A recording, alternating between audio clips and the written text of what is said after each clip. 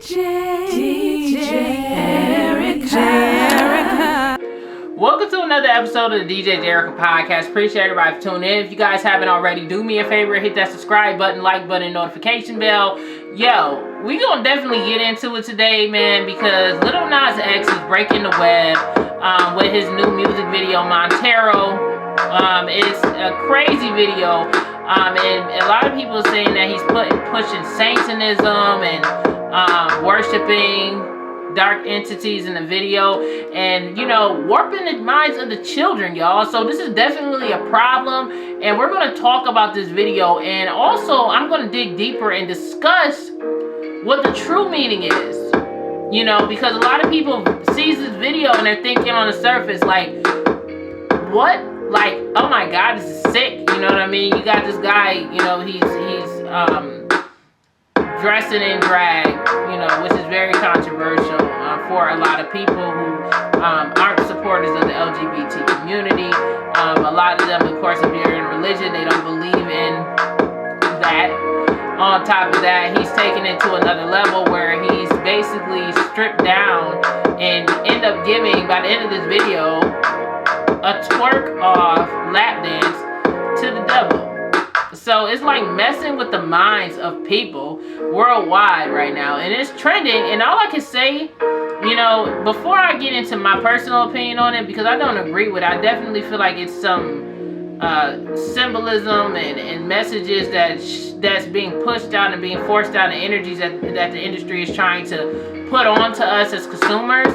But I can say, from a marketing perspective, and seeing that the music industry is about money and controversy brings in money, Lil Nas X is a marketing genius, or his team are marketing geniuses, and I'm going to explain why. Don't unsubscribe. Listen, don't unsubscribe.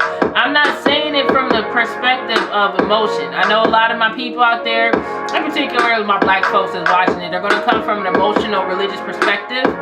And I'm going to come from a marketing perspective, okay? And we're going to break it all down. I'm going to evaluate this entire video and explain to you guys why it's so much controversy. So let's get into it, and let's get to talking about this music video, shall we? How many of you guys out there that's listening right now seen Lil Nas X music video? And if you guys have seen it, comment below and let me know if you guys seen the video and your thoughts and opinions on it, okay? The song is called Montero. The music video was released a few days ago, over the weekend. And this is like, I would say, Lil Nas X's second biggest record since his first record a couple of years ago for Old Town Road. This is kind of like his comeback record. Like, Lil Nas X has put other music videos and songs out in between him dropping this video, but it didn't, it hasn't been trending the same way Old Town Road was up until today, okay? He released a music video for his song Montero. This song he's been pushing for a little bit now, a little less than a year, whatever. And it's so controversial, and there's so many different visuals and things like that, and it's completely made of CGI, which is, CGI itself is literally an IF for anybody that sits there and look at it. You're like, everything that's not real looks real, and it confuses you, and it makes you think like, what am I seeing right now? It messes with your mind looking at it, okay? Long story short, in the beginning of the music video, it's like it takes on a biblical stance, where Lil Nas X is sitting under the tree, when people that read the Bible would see as like the tree of life, where Adam and Eve starts up, and if people know the biblical part in the Bible, okay, in the Bible, Adam and Eve starts off under the tree of life. God informs them they can have anything, but they're not supposed to eat the apple in Eden or whatever. And basically, Eve is tempted into eating the apple from a snake. She eats it. Then everything else is just how mankind is.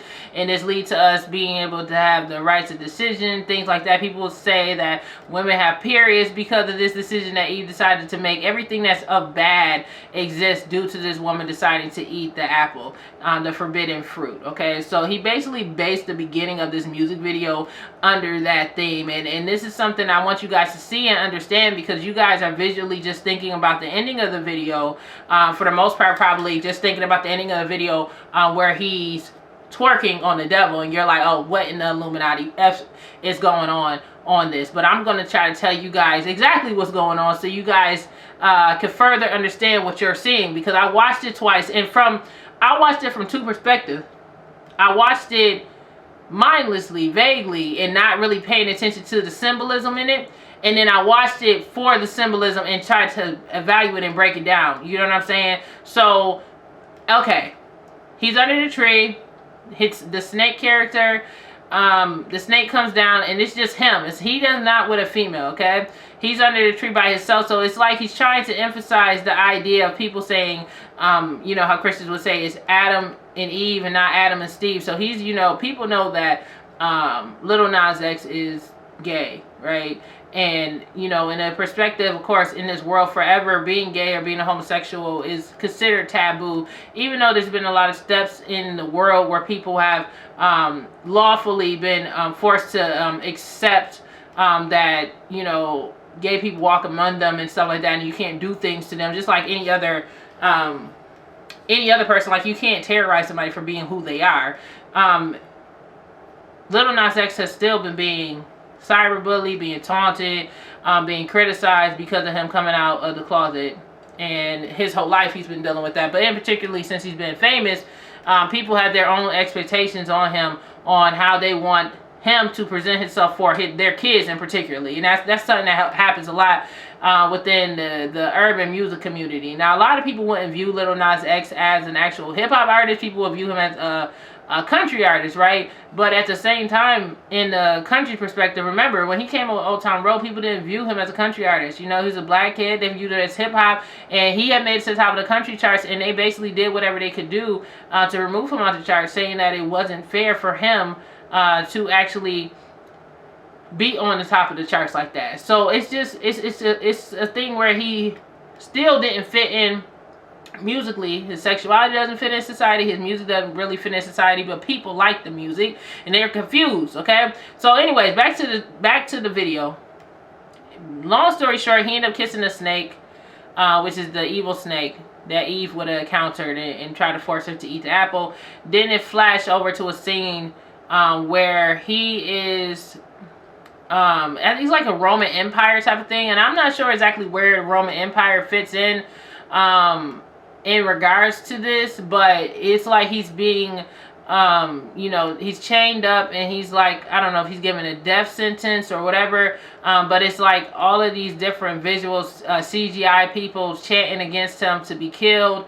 And then of course this is where he's breaking out, and he has like wigs and wearing like a blue wig and all these different wigs. Okay, he's like basically cross-dressing through this entire video, which is also bothersome for a lot of people because they don't like to see that, or they want their kids to see a man in drag, a man dressed as a woman and stuff like that. So long story short, after that scene, he dies, right? And this is the part where the controversy starts to come in and people start thinking like, what in the world? And he is in between that scene. There is like a tree.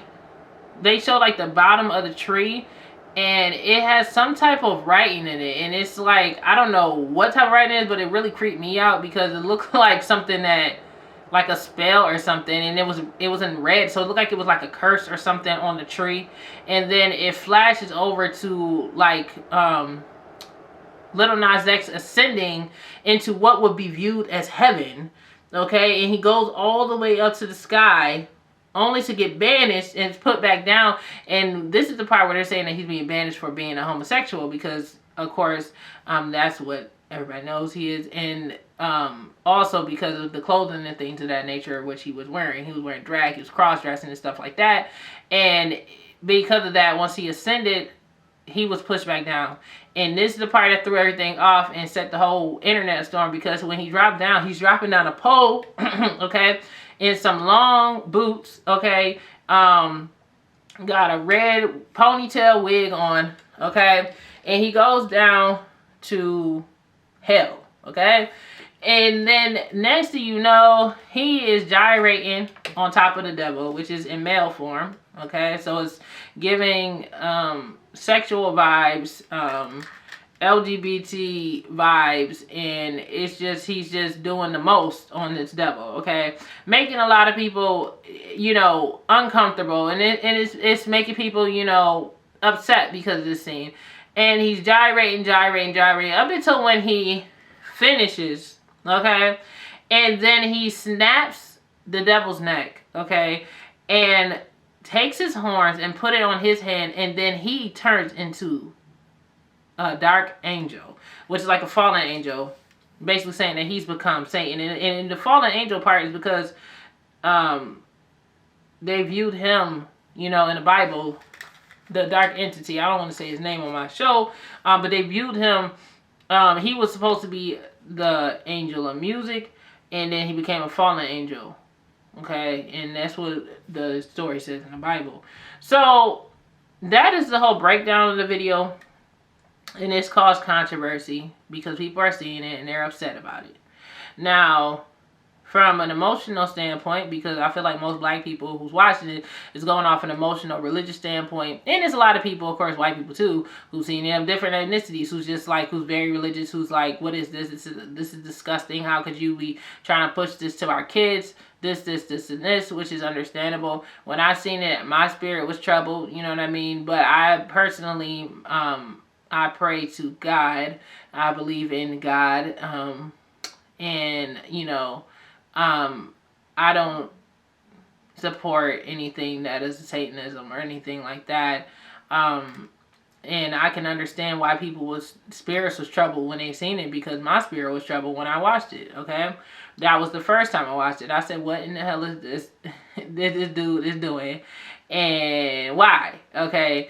But I decided, since it's been breaking the web, I decided, yo, let me go check this out one more time, right?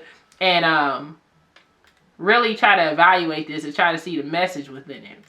And what I was getting from the video is basically him over-exaggerating his homosexuality, basically trying to put out a message that if majority of the world and society or people of different religions feel that gay people are going to go to hell, well, I might as well just go there, and while I'm down there, I'm going to go twerk on the devil, which is very sick and twisted, okay? It's very sick, it's very twisted, and me personally, I wouldn't be downloading this record, okay? Like, I don't feel like we should be putting that type of energy out there. And when you say certain things, you bring life into it. Even me talking about this is bringing life into it, and this situation has been trending all over social media. I mean, it's been things hashtagging about this dark entity, and you know, I'll say it, the hashtag and saying, and all these different sick, twisted things and stuff like that. And it's just dark and demented, you know. And Lil Nas X just seems so unbothered by it, because you know why? Why everybody's complaining about this music video? He's literally laughing to the bank. You know why he's laughing to the bank? Because this video is literally on day number 3, and it has 40 million views. 40 million views. I know songs who's been on, from big artists, who has videos that's been on YouTube, haven't even got close to that. Like, had videos on YouTube for 10 years on hit songs that hasn't even got close to that. For him to get 40 million views in 3 days, let you know that he's a marketing genius. How many people is watching this video out of pure hate? People just that are just like disgusted by what he's doing. People aren't watching because they support him. They're watching the video because they're perplexed. They can't believe that somebody is literally twerking and pushing this quote unquote Illuminati whatever agenda, and trying to you know, mess with the minds of children per se, because Lil Nas X has been marketed to children since he did Old Town Road. You know what I mean? So, you know, it's just really, really deep when you think about it. But he's a marketing genius, because you might go on there because you're stunned, or somebody passed the video to you and said, yo, look at this 6-ish here, but all views count as money. So if you're going on here and clicking on his video, you're actually helping him do what you don't want him to do, which is you're supporting his brand and helping him bring in music. And I feel like that's the emotional part that people are not seeing, people are not thinking about. It's like when you click on his video, you're supporting him whether you like him or not. You guys could go under here, and I'm telling you this as a YouTuber, go under the comment section and say, oh, you are a sick person, you're going to hell, this, and everything else. And all you're doing is helping this man continue to move up the algorithm. And at the end of the day, once you know, get to the point where he's at, where he feel like he's been condemned for his sexuality, where he feels like, you know, hey, you guys are saying I'm going to go to hell, and hey, if I'm going to go to hell, this is what I'm going to do. This is something that he's going to say. You guys are helping him make money and financially capitalize off of the dark parts of the world, off of the darkness of what he's presenting in his video, off of the sickness that he's presenting in his video. You know what I mean? My personal opinions, I'm just like, no, that video is not for me. You know, I'm not going to be supporting anything that celebrates the devil. You know what I mean? I'm not going to do that, because that's not who I am. You know, I believe in God.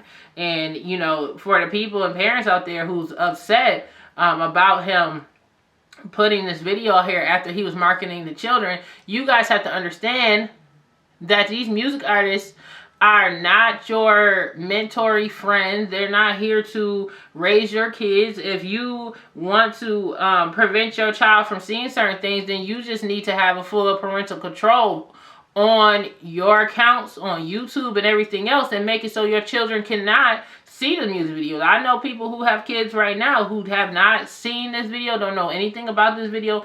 It is for the parents out there who are loosely okay with their children at the 6, 7, 8 years old, okay, with them having cell phones and not having any censorship on it. You know what I'm saying? So, like, for everybody that's out there that's mad about it and everything else, you can be mad, but as an adult, you has the right of decision, and you understand right from wrong. Kids don't have that. So if you already know that as a parent, before he even dropped this video, before any other celebrity drop a controversial video, you should have parental controls on there so your child can't see it. Granted, he might get in the car and hear the song on the radio, but hearing and viewing is two different things. Because if you hear the song Montero, the song is okay. It's not as vulgar or crazy as the video is. You know what I mean? So if you are able to prevent your children from seeing that, then you need to do what you got to do to make sure that it doesn't happen. Now, do I understand why parents are upset? Yes, but that's why you got to monitor your kids, and you need to make sure that they can't see certain things that is made for adults, i.e. anything that's like of secular music. They shouldn't be listening to, whether it's hip-hop music, whether it's gothic music, whether it's, I don't know, even country music. Sometimes this stuff is not appropriate for children. And that is your responsibility as a parent to make sure that your children does not see these things. But see, back to this video, yeah, Lil Nas X is a marketing genius. He knew what he needed to do to get himself back trending like an Old Town Road. He knew what he needed to do. He knew that right now we're in a very sensitive time, especially when it comes to transgender people, when it comes to LGBT movement, stuff like that. And all he did was take all of that, plus his inner thoughts and everything else that he's been going on as being a gay male, a gay black male in society, and threw it into this video to spark controversy, which equals people talking about it and more views. And more views means more money, okay? More people click on it, the more money you make, okay? But see, that's the part that I personally understand. I want you guys listening to understand that. If you don't like it, stop watching it. It's that simple, people.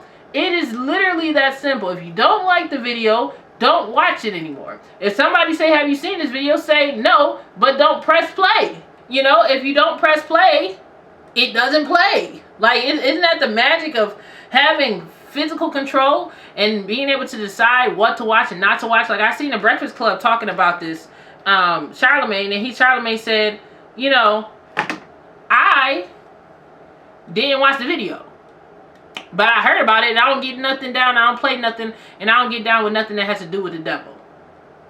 And that's the same thing with me. You know what I'm saying? Even though I seen it, But that's the mindset as adults. We have the right to choose the things that we decide to watch and consume. And if you guys want this dude, this guy, Lil Nas X, to go away, act like he don't exist. Censor your kids. Yes, we're going to have this discussion because this video literally just dropped less than 72 hours ago. But over time, it's going to become older. It's going to be whatever. And the next controversial video is going to drop. And this is what's going to happen every time a controversial video drops. It's going to be, oh my God, this. Okay. Okay. But what are you doing to make sure that your children don't see these things? And I know a lot of people was feeling like, oh, you know, he manipulated us because he had Old Town Road. Like it was a couple of celebrities that went on social media just now in the video, stuff like that. And then the other celebrity come out and says, oh, you know, I was hacked. And I'm like, dude, you wasn't hacked. You just wasn't feeling it. You can keep that, you know what I mean? And that's fine. You have the right to feel how you feel about it. You know what I'm saying? I totally don't agree with the video neither. But I'm not going to sit here and pretend neither. You know what I'm saying? So, anyways, outside of that, the video threw me off, but it's what Lil Nas X did next that just like threw me completely under the bus. Okay, I'm like, this dude done made a sneaker, Nike Air Max 97s, and have turned them into satanic sneakers, okay? Shoes that allegedly contain 1 drop of blood in them, okay? And he has been trying to sell it. It sold out within a minute of it being released, and he said he was selling 666 of them, and everybody that's out there know what that number is, okay? And he's really just utilizing this Satanism idea, whatever, and he's decided, okay, I'm about to sell these sneakers, all right? And a ton of people have jumped in line online and bought the shoes in less than a minute. So this is letting you know that there's people who are into some dark things. Everybody don't believe in the stuff that we believe in. People that believe in God and believe in everything else and white light. It's a lot of people that believe in the dark light too, because this thing done sold out. And it just, to me, the gross part to me was the fact that he literally said there's 1 drop of blood in each shoe. Whose blood is in this shoe? Whose blood did y'all put in this shoe?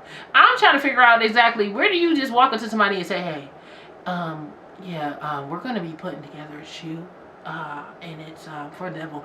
We were wondering if you were interested in being a part of the sacrifice. I mean, be a part of the process. Can you give us a piece of your blood, and we're just going to put it inside a shoe, and someone's going to walk with your blood. Like, no. That's nasty. It's sick. It's demonic. It's twisted. It's confusing. And, I mean, he really had to sit down and think about this entire marketing thing when he did it, okay? Now, a lot of people was out there saying they were going to boycott Nike, saying that they wasn't going to be supporting Nike brand anymore because they decided to do this partnership. Well, come to find out, it wasn't actually a partnership. It was a side partnership, okay? The people that helped him make it, which is a company, MSCHF, okay? Those are the people who actually made the shoes. They're the ones that bought it from Nike and decided to distribute it and work with him to create the shoe. It was not formally approved by Nike. And people were saying, you know, Nike came out and said, like, we do not approve this. You know, we don't approve anything that's going on here. We did not say that this was okay. And now, okay, it just was released today that Nike is now suing the creators of this shoe because now it is hurting their brand. Okay, and I got this news article from Newsweek, okay, discussing the thing. All right, and it says, let's see. Nike's trademark infringement complaint was filed in Eastern District of New York and argues that MSCHF designers and creators creates a likelihood of injury of Nike's business reputation and goodwill. The lawsuit also states the shoes created a likelihood of consumer confusion, mistake, and deception as the source of the origin or relationship of Nike's products, and MSCHS Satan shoes has otherwise competed unfairly by unlawfully. Oh, something just happened with that. That's weird. Where are we? Unlawfully trading on and using Nike's trademarks without permission. Nike has taken increasingly aggressive legal action against companies who have been customizing their shoes. In December, they actually had a similar trademark infringement lawsuit, and it's increasingly going after companies making fake shoes from Nike. So, you know, this has turned into a lawsuit. I mean, the question is the people that made the shoes with Lil Nas X going to try to include him in the lawsuit and say, hey, it's not our fault. He came up with this patent idea. It was his idea to copyright infringe and stuff like that. But now this is something bad that's coming on to Lil Nas X. So it's kind of have you think about energy, and the energy that you attract is what you end up getting back, because this overall video is just like a very demonic and I would say negative video celebrating something that most people do not, for most of the world, do not embrace. And there's a lot of people that do embrace it, but most of the people that, you know, in the forefront do not embrace publicly on the mainstream forefront. It's something that we shouldn't embrace. It's something I wouldn't embrace. But yeah, it looks like Lil Nas is going to be getting sued. So we're going to see how this unfolds, okay? All I can say is Lil Nas X is a marketing genius. While you guys are over here hot and bothered and upset about this music video, he is sitting here literally laughing to the bank. Laughing to the bank. Now, I don't know. You know, we do know in a religious term, they say you're never supposed to trust that entity. He fools you and think that you win and you turn out to lose. I would like to see how this all turns out for Lil Nas X, since he decided to technically sell his soul. And also try to give out this narrative that he did indeed sell himself. So, we're going to sit on that and we're going to see, ladies and gentlemen, and figure, you know, see what happens. You know what I'm saying? With this overall music video. But y'all, that's the evaluation of it. That's my current thoughts. Do you guys agree with what I said? Tell me what y'all think about it. What do you guys think? Do you feel like my evaluation is correct? What is your evaluation of the music video? What did it do for you seeing the music video? And yeah, tell me your thoughts. Do you feel like his music video is too risky? Do you feel like it's demonic? What do you think? And do you feel like it's Lil Nas X's responsibility to raise other people's kids and keep their kids off of YouTube and not watching videos like the videos that he just pushed and put up on the web? Y'all tell me what y'all think about that.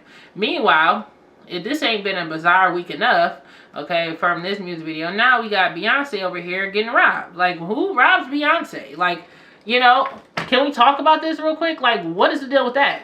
Like, seriously, somebody robbed Beyonce? Like, we are literally at different times. Like, seriously, everybody loves Beyonce. Who robs? And first of all, Beyonce is so secretive. I'm trying to figure out, how can somebody be able to burglarize and steal Beyonce, steal from Beyonce, okay? Did I say to steal Beyonce? No, steal from Beyonce, okay? They said they stole $1 million worth of items, okay? All jokes aside, you guys, this isn't a good look at all, and it happened in Los Angeles. Now, I literally talked about this on my last show and how I felt that a lot of people, celebrities in particularly, need to like literally tail their ass out of LA, because there's literally some shit going down and there's a lot of people who just don't care and they're trying to break into these people's homes and stuff like that. Pop Smoke got killed in a home invasion.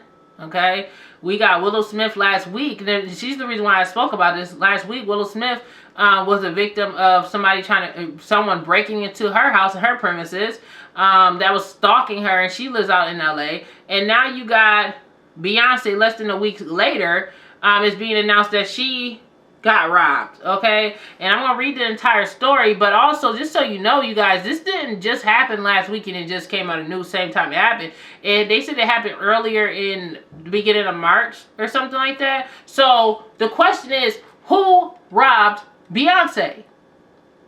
Who robbed Beyonce? Okay? Who did it? And are they gonna be able to catch the person who did it? Okay? Because I want to know who had the balls enough to break into a unit so valuable and steal assets from one of the biggest pop stars in the world.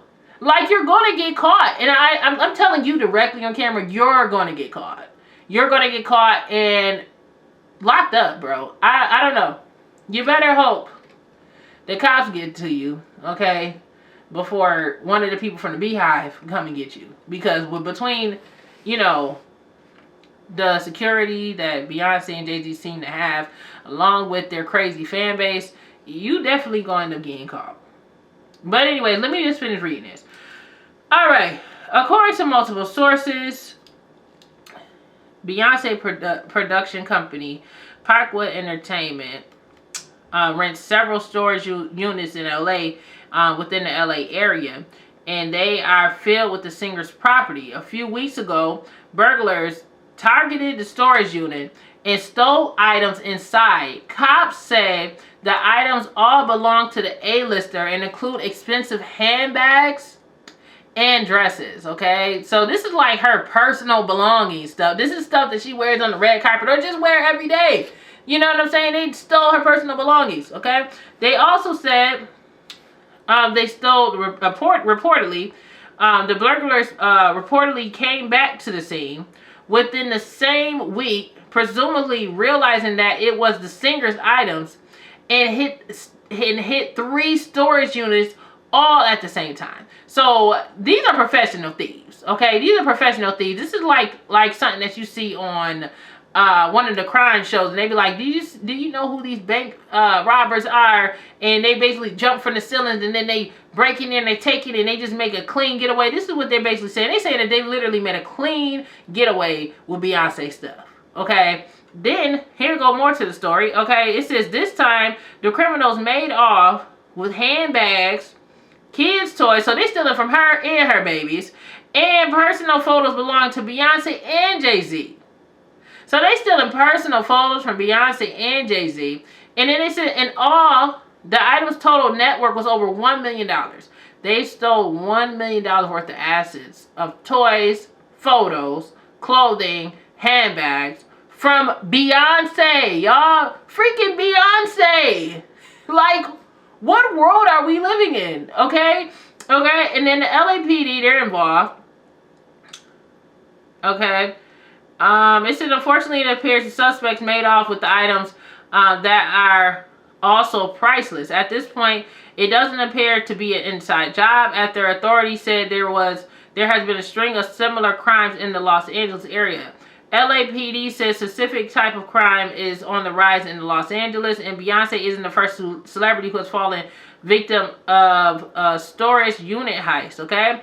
In the past few months, Miley Cyrus... Oh, we got to talk about Miley Cyrus, too. You know how I forgot about that, but we're going to talk about her later. A few months ago, Miley Cyrus was recently hit by burglars herself, who stole and grabbed items from her family storage unit and made off with clothes, family photos, priceless moments from her life.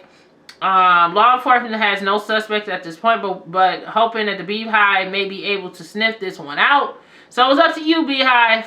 Alright, it's time to bring out the Scooby-Doo mystery van, and we're going to need to find out who stole from Beyonce.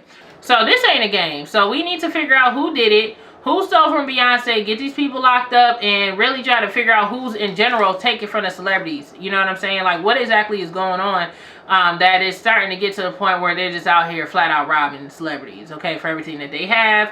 Y'all tell me what y'all think about that, and if y'all know anything, you know, tell the police, y'all. Tell the police, because they out here robbing these celebrities left and right in Los Angeles. I'm telling you, I told you, Los Angeles is not the spot. If you a celebrity, do not move to LA, okay, because they robbing everybody from Miley Cyrus to Beyonce, baby. You do not need to be out there, okay? So, anywho, let's talk about some more stuff that has happened in the news. So, Sharon Osbourne, all right? Sharon Osbourne has decided to move forward, and she is exiting the talk, and they're saying that they're going to give her a $10 million payoff.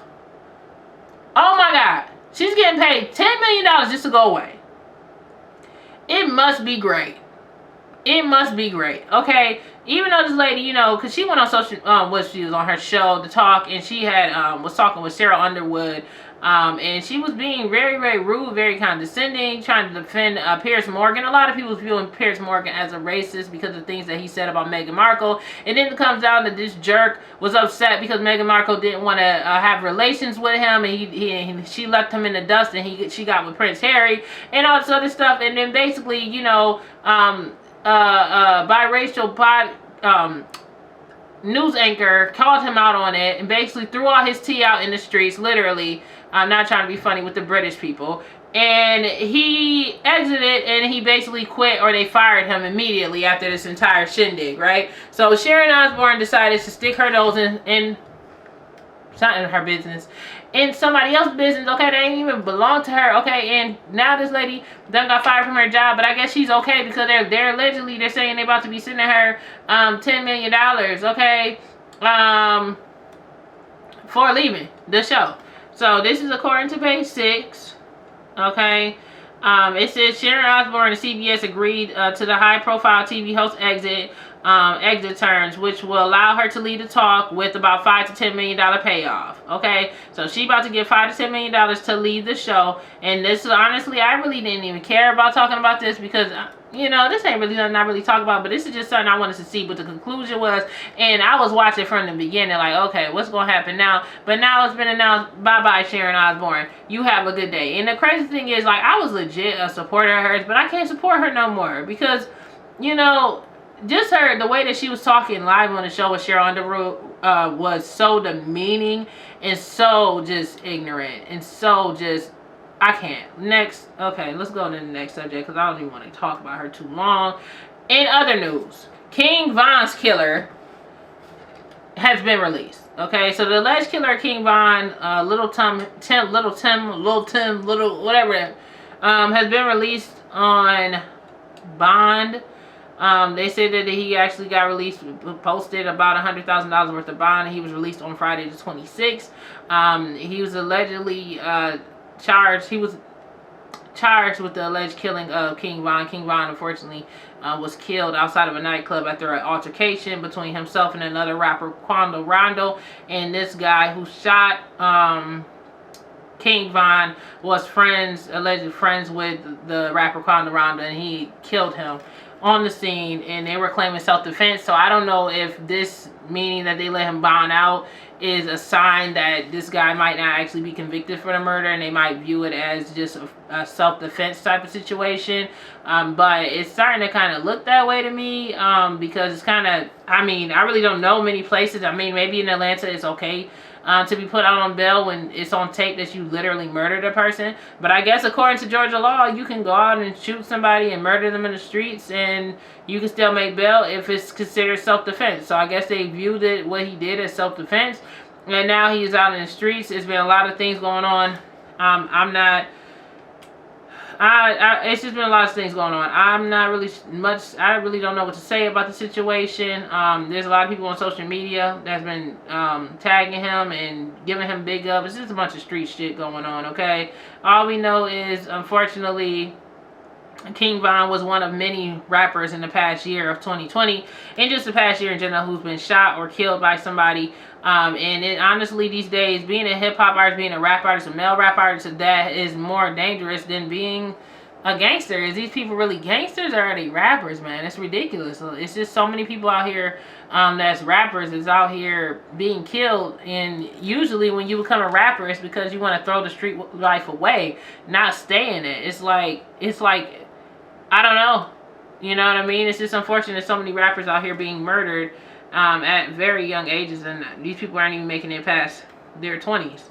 In other news, Raz B's ex-girlfriend that came out, okay? Have y'all heard about that? Raz B's ex-girlfriend came out basically saying that Raz B attacked her and raped her and everything, or outed her and everything on her TikTok. I actually seen the video myself, and it's very, very disturbing. And it's basically her calling Raz B out. And Raz B has been getting a lot of, you know, news coverage because he was calling out his abuser on all these social media platforms and stuff like that.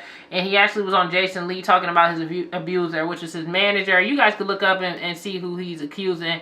I know that the person that he's accused is known for attacking certain platforms or trying to get lawyers involved for them discussing his thing. So you guys go look up who allegedly sexually assaulted Raz-B, and you'll know who I'm talking about. But anyway, he's been on his own press tour lately, basically trying to bring justice. He said he's working on a documentary to bring justice to the person who allegedly assaulted him. And meanwhile, his ex-girlfriend is coming out basically saying that Raz-B hired her, beat her up so bad that she was in the hospital, purposely impregnated her, which would mean he hired her, causing an pregnancy that she did not want.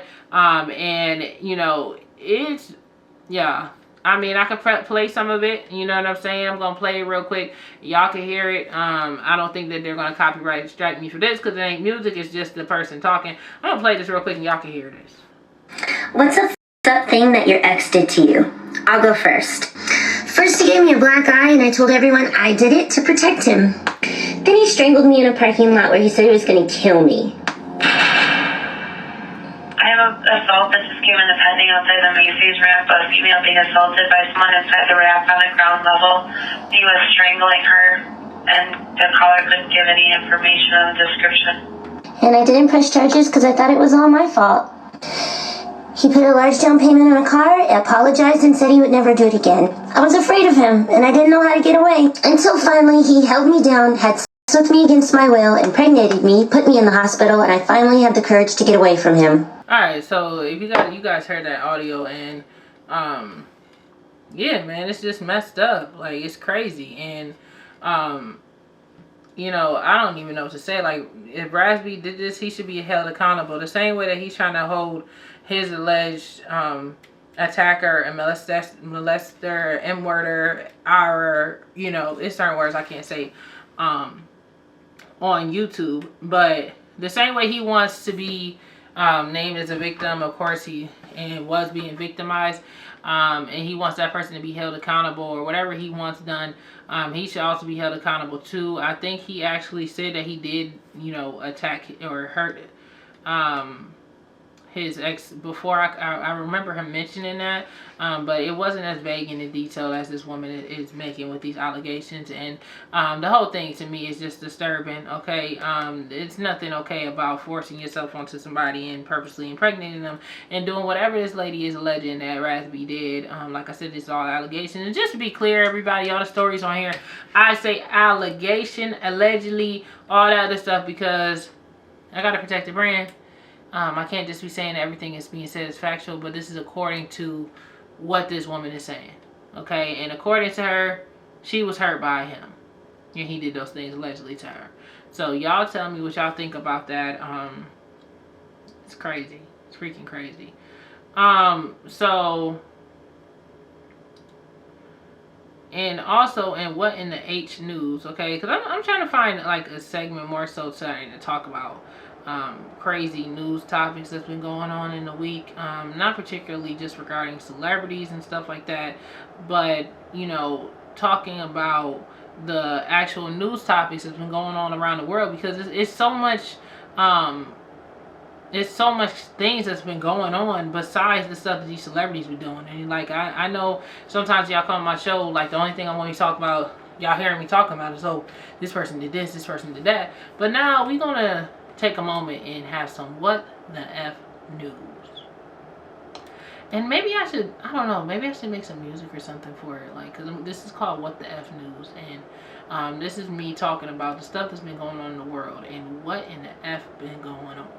Okay, so the first thing I want to talk about, the first person on the segment and What the F News, we're going to try to slide on over to this no good, busted radio host who decided to try to compare the skin tone of black women to that of a toaster. Okay, this dude, he is actually used to be, okay, because he just got fired, was an actual radio host in Buffalo, and he worked for 97 Rock. Okay, and the dude decided to go on air and basically try to say that he doesn't like a woman of the complexion of Serena Williams, but he prefers a woman the complexion of a Halle Berry, and compared the skin tone of Serena Williams and Halle Berry of levels of a toaster or toast, okay? Now, if this isn't dehumanizing enough, I got the audio. I'm going to play it for you so you guys can hear this nutcase, this idiot, this loser, this racist on air just so calmly and happily saying these things, and also the arrogance and the audacity of his co-host, okay, to not step in and say, yo, what are you talking about right now, but having a cheer fest as he sits here and basically basically racially insult black women. And like, what in the world? And like, us as black people, we always deal with racism. We deal with it. But he must have woke up in the morning and said, yo, I don't even need this job anymore. I don't even care about working anymore. I don't care about having a job. I'm going to go on social media. I'm going to go on this radio show today. And I'm about to sit here and insult black women and still keep my job. So with that being said, Rob Litterman, that's his name. That's his name. See, he's so unimportant that I didn't even really care to say his name. But since this idiot was on the radio in my own city of Buffalo, I got to say something about it. And you, sir, you are a loser. Can we say it one more time? Loser he is. I'm going to play a little bit of the audio, and you guys are going to hear the things that he had to say about black women, okay? And the things that he said with so much confidence and arrogance, okay? It's just sickening, and I have to play it for you guys. Let me just play it right now. You guys can hear this mess. So what is your what's the number? You're I think setting it's probably a 7-ish, 6 to 7, God. probably 7. See, we have ours, and I may get into trouble for Like this. 2 but o'clock. I have them to the attractiveness of women that I find to be attractive. So I will never go to a Serena Williams level, but I'm very comfortable with, like, I'm very comfortable at a Halle Berry level. Okay. I need a little bit of mulatto still coming through. It can't be, Not like, is Gail King that's not in your realm? No, Gail King is not even on my toaster level. What is your Did you what's the guys number? hear I think that? it's probably a This is so 7-ish. disgusting. It's so 6 to disgusting. 7, probably I'm trying 7. to turn this off. Okay, so you guys hear that disgusting audio, and this guy literally went on the radio and confidently said that, and then you hear the co-host egging him on, you guys. This is just pure racism at the highest level, and he should be fired, okay? And they did say they fired him immediately, but this is absolutely disgusting for him to think that it felt comfortable enough to wake up in the morning and say, I'm going to go down to the radio station, and this is what I'm going to do. I'm going to compare the skin tones of black women to those of the levels of a toaster, and insult and insinuate that dark-skinned black women are ugly, this, and this. It's just disgusting. It's racist. And, it makes me say, he was donkey on the day on the Breakfast Club. And honestly, I don't have a donkey of the day. But he's going to have to be donkey of the day on the DJ Jericho podcast. Big shout out to Charlamagne the God for that, because he's literally a loser. And I'm glad that he lost his job. I'm just getting tired of the blatant and open racism that just goes on, and people act like it doesn't it doesn't exist, like it hasn't happened. You know what I'm saying? It's just, people are just getting more bolder and bolder every day, just so bold. He just walked out and said, today I'm gonna lose my job. Yeah, you lost your job and you're not getting it back. Go ahead and put that microphone back. Okay, and good luck to you. Not so much in the future. Like, I don't even know what else to say.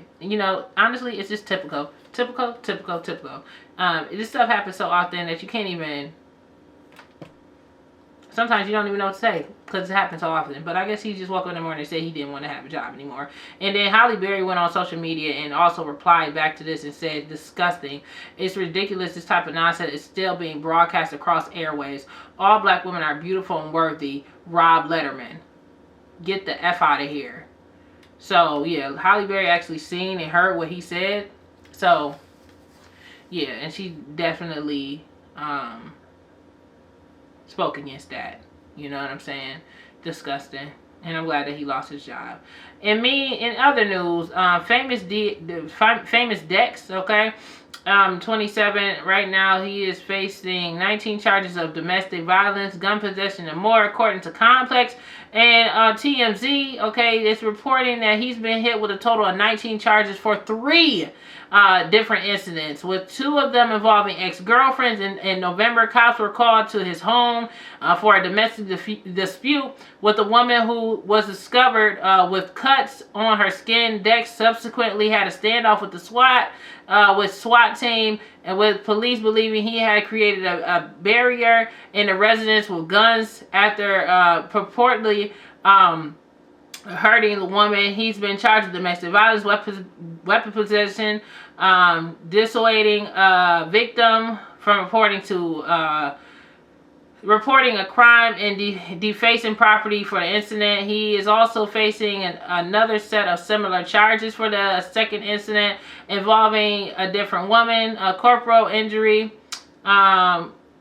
domestic violence, threatening a domestic partner, inflicting bodily injury, exhibiting a firearm, dissuading victim from reporting a crime, defacing property, illegal possession of a firearm. Here, Dex is allegedly physically harmed a woman in October. Lastly, there's the third incident where he was arrested for possession and concealing a firearm, okay?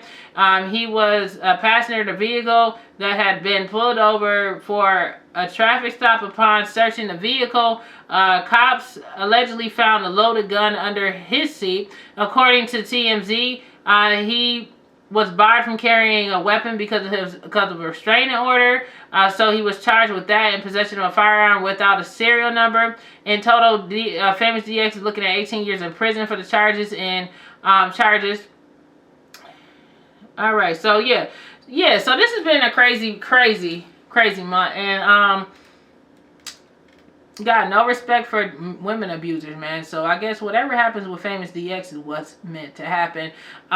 That's just absolutely disgusting. The story from saying this is allegedly, like I said, alleged. But I mean, how in the hell do you assault like 2 women in less than 60 days of each other, and gun possession and all this other stuff that there's alleged, holding women hostage? My man, is it that serious? See, it don't even matter whether people famous, non-famous.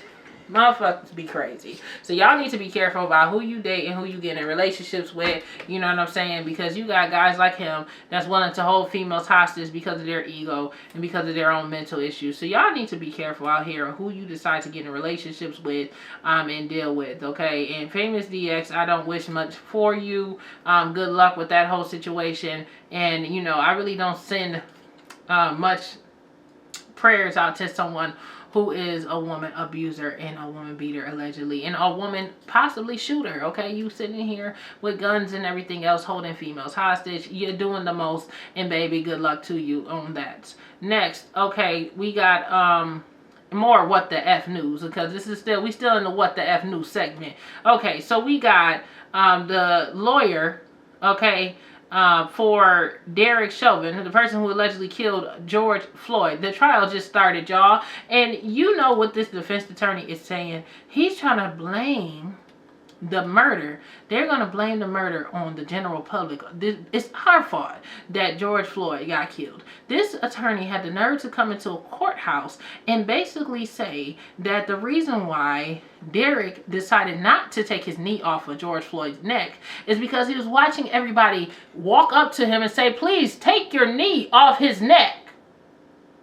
Take your knee off his neck. All his officers around him didn't know that he should possibly take his knee out his neck as this man was turning from black to blue to purple and being dead. So, according to them, it's not his fault for him being a racist and choosing to racially profile a man and stick his knee in his neck last year for in total almost 8.5 minutes. But it's our fault, the general public and people who decided to go down there and put this and broadcast this entire ordeal. It's their fault and our fault for him to stick his knee in this man's neck. Mind you, remember, they already said that George Floyd and Derek already had previous history together, which would possibly be that he knew who he was and why he was doing it, okay?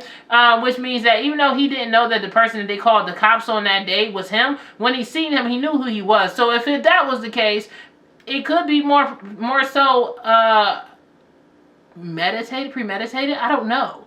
But this is ridiculous. And the fact that this judge really went in court today and said, this is what I'm going to feed them. I'm going to tell them that it's the general public's fault for me putting his knee into this man's neck. I'm about to play this audio for you guys, and y'all can hear all of the BS that this man is talking about. Stick with me, y'all. Stick with me. Let's turn this up real quick so y'all can get a good whiff of this BS. People across the street. There are cars stopping, people yelling. There is a growing crowd and what officers perceive to be a threat. They're called names. I heard them this morning. A fucking bum. They're screaming at him, causing the officers to divert their attention from the care of Mr. Floyd to the threat that was growing in front of them.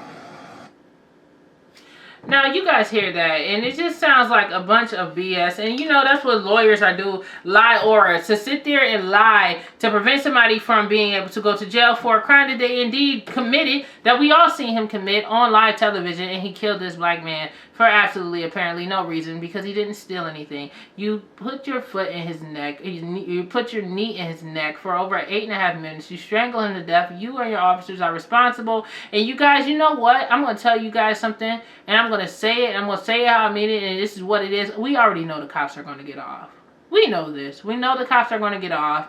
And the reason why I know for a fact the cops are going to get off is because his family just got a $27 million lawsuit. They do not give someone who is a victim of police brutality and police violence or police murder that much money, and the cops don't get off. It's people that didn't get paid that much, and the cops still got off for the murder. So y'all, ladies and gentlemen, everybody that's around the world, you're going to have to brace yourself for one of the biggest race riots that's probably going to take off after they say not guilty at the end of this verdict. We already know that's going to be the case. I already know it's going to be the case, because when you are giving out $27 million, you're not giving that out for no reason. To me, that's blood money. And unfortunately, the family probably already knows that they were going to lose the case either way. So they said, well, hell, if we, aren't going to get actual justice where the cop is going to be convicted, what we can do is basically try to up our financial status and take this $27 million before taxes and before paying off the lawyer fees. We'll take that in a civil suit. Now, are we hoping that the juries actually have a heart and convict this man for murder? We hope so. But we do know how the justice system works, and usually people get paid off, okay? And there's a lot of people that's probably going to be paid off for this man in Minneapolis to get off for the murder of George Floyd. So you guys tell me what y'all think about this whole situation in regards to that. I just feel like it's absolutely disgusting. I feel like the Minneapolis Police Department should be ashamed of themselves. And if they do get off, they need to be protesting outside their doors after this. I don't know. I'm personally concerned because I feel like it's going to be a huge race riot to break out due to them not convicting these people. Because $27 million will not bring George Floyd back. A life is lost. It doesn't matter how much money you try to throw and make it rain on these people, these black families, of these cops, of these black families of these victims of being murdered by the hands of the cops. It's not going to change anything. It's not going to bring these people back. And the fact that they're throwing $27 million at them, that lets you know that that man has probably got to get all scot-free and do whatever he wants to. And it just shows the value of black lives in this society do not matter. But I'm going to hope and try to keep the faith and keep the hope alive. But it's not going to be too high, ladies and gentlemen, because when you give somebody $27 million after a murder of a black civilian at the hands of the police officers and things of that nature on live television, and nothing has been done yet, and it took them a very long time to actually arrest the cops, I highly doubt that they're going to actually convict them. So we're just going to sit back and watch and see how this whole thing and all of this plays out. Next on What the F News, and as this What the F News segment is brought to you by the DJ Jerica Podcast, and what you need to do right now is hit the subscribe button. Next on What the F News, man. Unfortunately, we got two teen girls who decided to take their lives into their own hands and carjack a 66-year-old man who is simply trying to do his job and deliver Uber Eats food to people. Okay, these ladies, these young women, these children, actually, I can't even say the young women, they're children, 13 and 15 years old. These children, these juveniles, decided to jump into a car and attempt to carjack this man. And ladies and gentlemen, of course, I am not going to play the video, okay? I actually happened to see it jump down my timeline, okay, before it was actually reported out. And I hate that about the internet. I hate being able to just turn on an app or go on social media and see someone lose their life like this. But this video, I didn't know what I was watching because it just happened to be in someone else's post. And I'm like, what is this? And I click on it and you see the video of this man with himself halfway out of his car. There's a girl with a hoodie on and somebody, it looks like a person in the back seat, but you can't really see from the angle of the person who was recording. Next thing you know, the car basically lose control. I don't know if the driver had hit the gas or whatever trying to get away, but whatever it was, the car lost control. He ended up hitting a guardrail, hitting like a stand post. The car continued to zoom down the street, hit around the corner, and flip over. And mind you, when the car hit the guardrail, this victim, unfortunately, his name was Muhammad Anwar. Muhammad Anwar. He was 66 years old. He was smashed. Not once, but twice. His body was smashed when he hit the guardrail, and then his body was smashed again and thrown from the car, okay? Suffering life-threatening injuries. They called the ambulance and tried to take him to the hospital, and he died, ladies and gentlemen. And this is just so disgusting, and it's so sad. And unfortunately, they can't say who actually did it because these are minors. So there's not going to be a name or a face to the woman who did that besides the video. And in the video, you don't really see her face because the young girl has a hoodie on. But I'm just trying to figure out exactly what in the world would lead a 13-year-old and 15-year-old to do a carjacking when why? What is going on? Like, did they not have parents? Who told them to do this? Because I don't see children just waking up in the morning and saying, hey, I think it's going to be fun to carjack. Now, according to them, that's what they're saying that they did. But I was also watching another show that was basically talking about how there's been a thing going on where they've been doing carjackings and involving children because, you know, if a child gets arrested for a carjacking, they're going to get a slap on the wrist. But if it's an adult doing a carjacking, they're going to go to jail. So they be paying teenagers $3,000 to $5,000 to go and carjack people. And this is what I guess they were trying to do with this Uber Eats man, and it led to them killing this man in cold blood, okay, over a carjacking. Now, I would like to see how this whole thing unfolds, ladies and gentlemen, and if it's true that exactly what this person that I watched and listened to on the Breakfast Club, was it Envy? Yes, I think it was Envy. It said that from the Breakfast Club allegedly stated that there's been carjackings going on where they involve the children just so the losers, the adults who setting these kids up for failure, don't go to jail. And I wonder if that is the circumstance in regards to this case and in regards to everything that's happening up with this Uber Eats driver who was murdered. You know what I'm saying? It's so messed up, the society. It's so messed up. It's so messed up. And you know, all I can say is rest in peace, man. I just want to see how this will unfold, whether they're going to be charged as adults, will they be charged as minors, what will they be charged as, and it's just so unfortunate because, you know, they've thrown their entire life away. And will they be able to recover from this? Will they be able to live their life?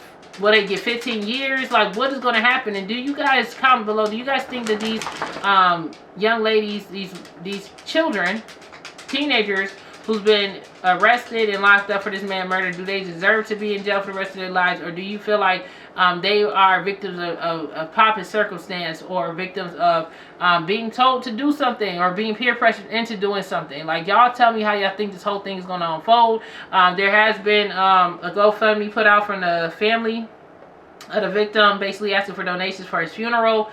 Y'all, it's crazy. And so what's going on with the Joe Budden podcast, man? It looks as if Rory and Mal has decided to quit the show. We don't know if they're coming back no more, okay? Now, listen, I'm a podcaster myself, you know what I'm saying? But I do listen to Joe Budden podcast.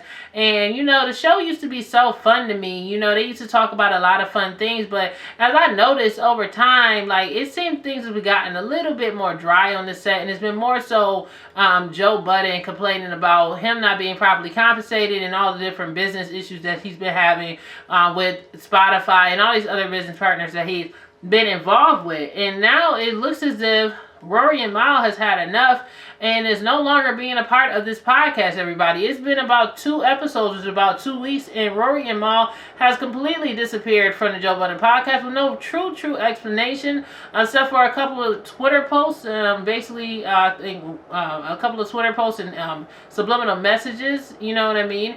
And Joe Budden decided to go on his show and basically say he wasn't sure when they were coming back to the show, but the door would be open. Now, he also insinuated that him and Rory were getting into verbal altercations back and forth, and Rory was basically saying that Joe Budden wasn't his friend when he made a joke towards him, and he's like, okay, so what's that about? And to me, I'm like, okay, if Rory is upset and decided to leave the show, what does that have to do with Mal? Like, why would Mal agree to leave the show? And the only thing I could think of, if these guys are so-called friends like they say they are, is money.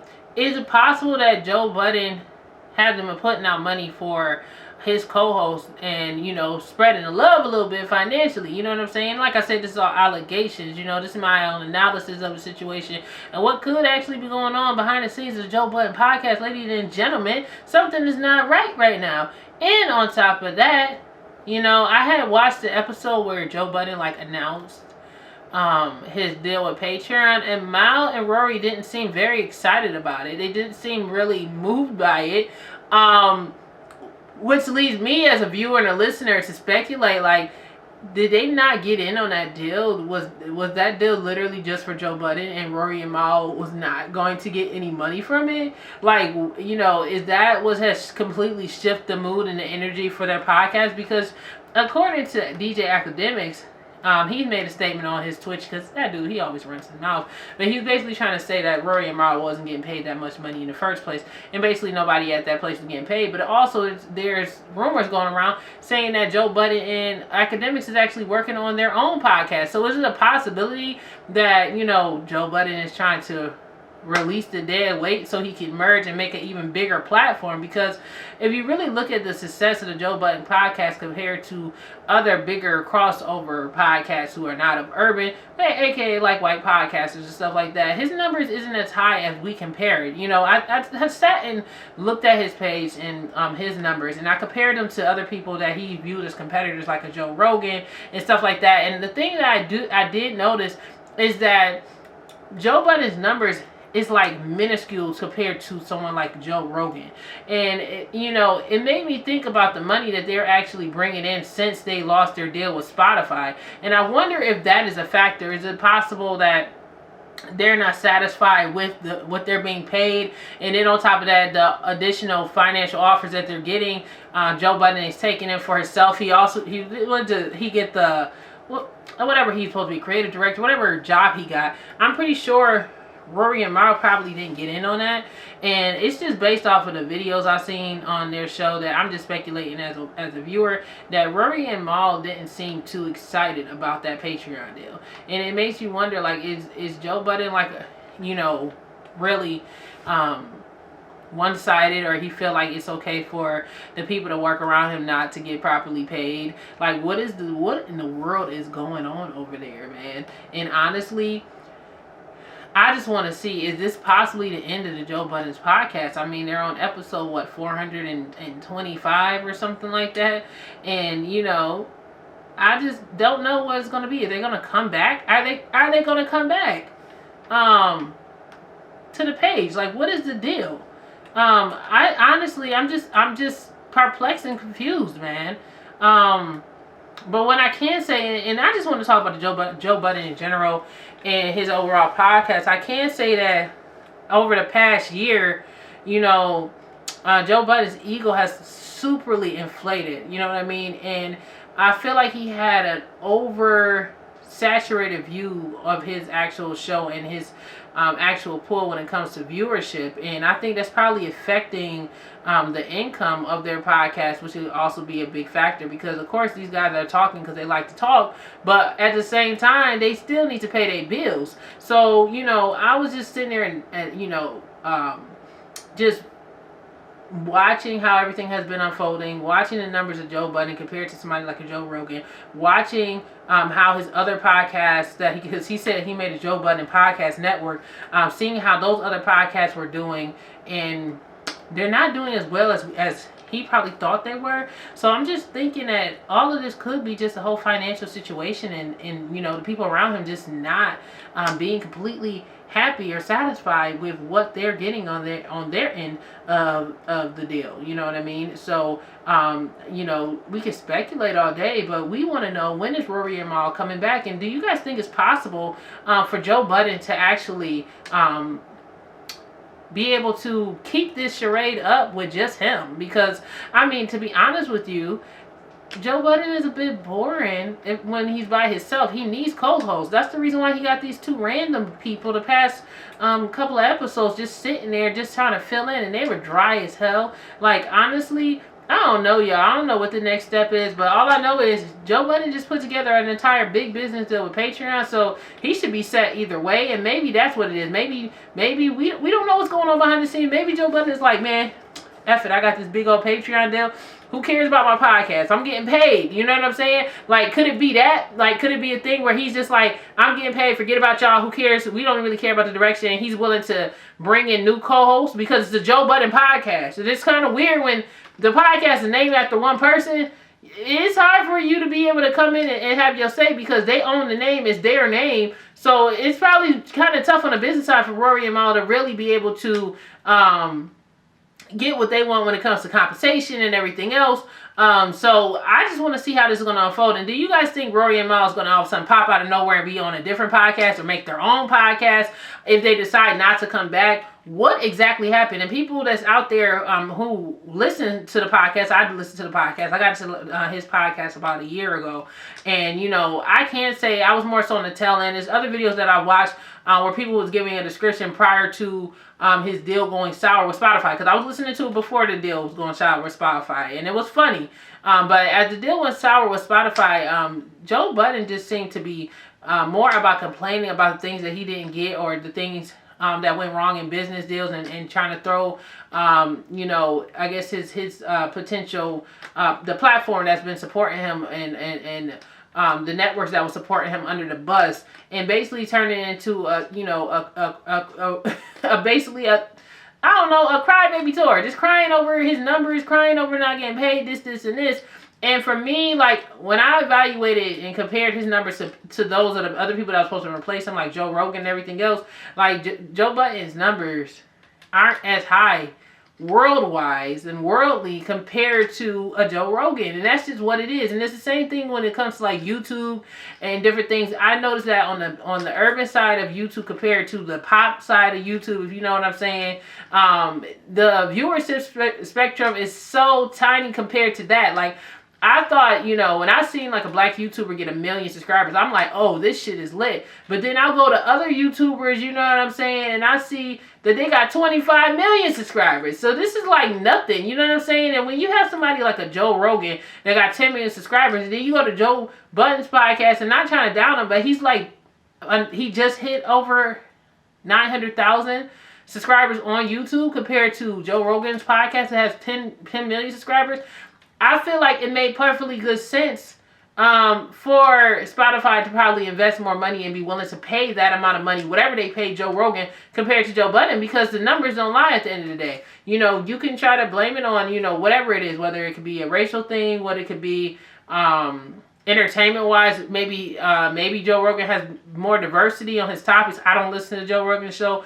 But I feel like Joe Budden, where he gets stuck at it, and there's nothing wrong with that. You have to choose your audience. That's the one thing about building a podcast that's important, is picking your audience so you can focus on that audience and grow your brand. But I feel like the part that Joe Budden is really like missing out and kind of like flubbing up on is because he's basically cornered himself into one demographic, which is urban podcasts. And unfortunately, it's like the numbers compared to I would say, like I say, Joe Rogan or someone who talks more about pop culture, podcast numbers his numbers like literally minuscule compared to theirs. You know what I mean? So I just was thinking about several other things and like just thinking about money wise, like what could be a factor of that? Like what could be the factor of why Rory and Miles left? And me just evaluating his numbers compared to a Joe Rogan and then all this stuff going on where he's trying to bring it, basically do this deal with Patreon, and it doesn't look as if Rory and Mal is like getting paid much for it. That could make you just want to jump ship, okay? Especially if your numbers isn't hitting as hard as these bigger podcasters. It'll make you just be like, you know what? I don't even know what I'm doing this for. I'm out. Now, do I want to see them reunite? Yeah. And I hope Joe Budden swallows his pride and really apologizes to them behind the scenes. You know, forget all this on front of the scenes. We know that this is for the cameras. We know that you guys do this for the cameras. You do it for the people. You know, you try to entertain us. You try to do whatever you got to do, right? But at the same time, you want to make sure that you try not to burn all your bridges and try to keep as many real people around you in the entertainment industry, because most of the people out here are fake and they're looking to use you. So, you know, Joe Budden, if you could scrape up some extra money to pay your people, man, pay your people. Don't ruin something so great. Like, honestly, and just because I'm talking about numbers and saying 900,000 isn't much to a person with 10 million subscribers like a Joe Rogan. Hey, I'm a small YouTuber myself and building my podcast myself, so his 900,000 is like humongous compared to my numbers. But all I'm saying is that at the end of the day, financially, Joe Rogan probably got so much more for his team to eat, and maybe Joe Budden doesn't have as much, but he could try to make it work so everybody literally has a seat at the table and has some money in their pocket and they can feed their families after all of this. Because at the end of the day, there's really not that many great urban podcasts out besides him. I mean, Joe Budden has basically been the face of urban podcasting for quite some time now, and then now we got a lot of other podcasters coming in and more, including Drink Champs, Joe Budden. I would say the top ones that I think of when I think of hip hop and urban podcasts is the Drink Champs, Joe Budden. But I really like Joe. You know, I listen to Joe Budden more often, and I just feel like he is needed for the culture. He's important, especially when he's talking about being an independent businessman in media. I think that he needs to really just get his shit together, okay? Because we really want to see the Joe Budden podcast with the original three. You feel me? I'm not trying to see the Joe Budden podcast without the original three. That's just what it is. I mean, I could sit here all day and be like, oh, no, it's fine, this and this, but who really wants to sit here and watch the podcast with no Rory and Mal? And I want to know y'all opinion. Is it Joe Budden's fault? Do y'all think it's Joe Budden's fault that his podcast is falling apart? Do you feel like Joe Budden didn't take the correct marketing measures to really, really amplify him and really build and take his overall podcast network to the next level? You know what I mean? And also, you know, he did create a network. He had 2 other female podcast shows on there. But honestly, I feel like if Joe Budden is really trying to turn this into a network, I feel like he needs to expand more and try to bring in some more diverse groups of people to the platform, and also maybe additional male podcast show. But I know he's not going to do that because he's the alpha male and he don't want nobody competing, no males competing with his podcast. So that's probably why he decided to do 2 female podcast shows. But dude, like, seriously, if you really want your YouTube channel to hit a million subscribers, you're going to have to do that first. But the first step by bringing back Rory and Mal and making sure that they're paid and getting this all resolved. Because if not, man, your podcast and your show is in trouble, bro. And it would suck to see them bow out so just unprofessional and just so messy and just so ghetto, like. And that's the problem with black people when they try to build stuff. You know, black folks try to come together and they mainly I'm talking about the stuff that's mainly ran by black folks. I know it's a couple of, you know, white people that's on Joe Budden podcast, the producer, and Rory. But I'm talking about when it's like Joe Budden's a black guy, he's heading the thing, okay? I'm just talking about our people for a second and how black people have the tendency of starting something and not finishing it or ending it in a messy way, in an unprofessional way, because their unprofessional matter and their cheapness and not wanting to pay people. Like, come on, y'all got to do better. You can't build a brand and just use people and not make sure that they're gonna eat, that your people is eating, bro. So hopefully Joe Budden is sitting back and trying to figure this out with his manager or whoever it is, and taking a little bit of that Patreon check and making it stretch the long way for Rory and Mal so they can get back on the show. Because if not, I just feel, and this is not me trying to throw salt or anything like that, but I feel like if he don't get it together, Gully the King and Wallow is gonna be on that ass and it's gonna take over this whole entire podcast game when it comes to the male hip hop sector, for real.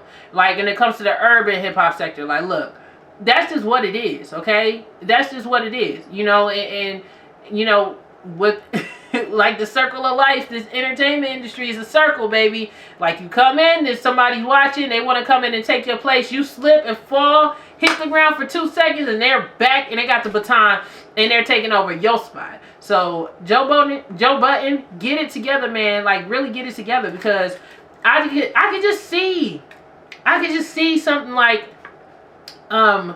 you know, Wallow and Gully the King and their podcast, $1 Million Worth of Game, literally just going way far past you, because Gully the King and Wallow's mindset is really about teamwork and let's work together and let's get our money. And that's something that they said on the Breakfast Club. They try to work with people that's about their money and about making sure that both of them are eating. But if you just there with 3-4 people and you only care about you eating a steak and the rest of them can just eat cheeseburgers, it's not gonna work out. They gonna want their steak too, Joe Budden. So please try to do what you need to do. I don't know if this is true. This is just my perspective from what I'm seeing. Allegations, not saying that this is what you've done, but this is what the streets is saying is that what you've done. So please try to fix it before you end up falling and you go running, and then you fall, and then the baton is passed over to somebody like Gully the King, and now he's gonna be the king of podcasting, because he's already coming up, man. He's coming up, and he's close to surpassing you, Joe. It's time for you to, the smoke is under your feet, man. The smoke and the dust is flying at you. What you gonna do, Joe Budden? What you gonna do? All right? But and it's all respect, you know what I'm saying? All love.